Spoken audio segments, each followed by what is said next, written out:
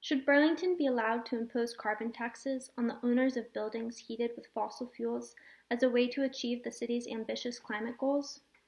Residents will weigh in this town meeting day with a vote that could encourage communities around the state to pursue aggressive carbon emission reduction strategies of their own.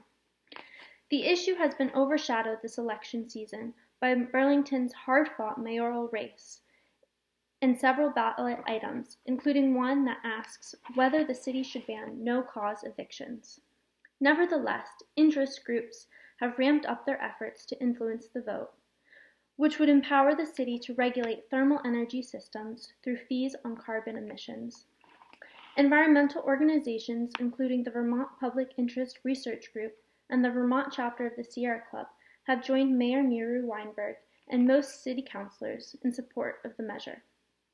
I see this as a really incredible opportunity for our city to be a leader on climate justice while strengthening our local economy, said Sebi Wu, a VPIRG associate focused on climate and racial justice. Business-oriented organizations, however, decry the prospect of fees or restrictions on new buildings that heat with fossil fuel. They say that such a move would increase housing costs, require the use of less efficient electric heat sources, and run counter to the state's goal of encouraging city-centered development. Here we have the most dense, walkable community that still has room for infill and growth, and they're going to add another barrier, said Austin Davis, a lobbyist for the Lake Champlain Chamber.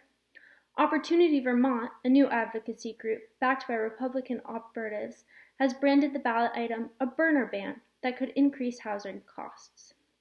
The group made opposition to the measure its first public stand. Jeff Bartley, former executive director of the Vermont Republican Party and the group's vice president, acknowledged that there isn't an actual ban on the March 2nd ballot.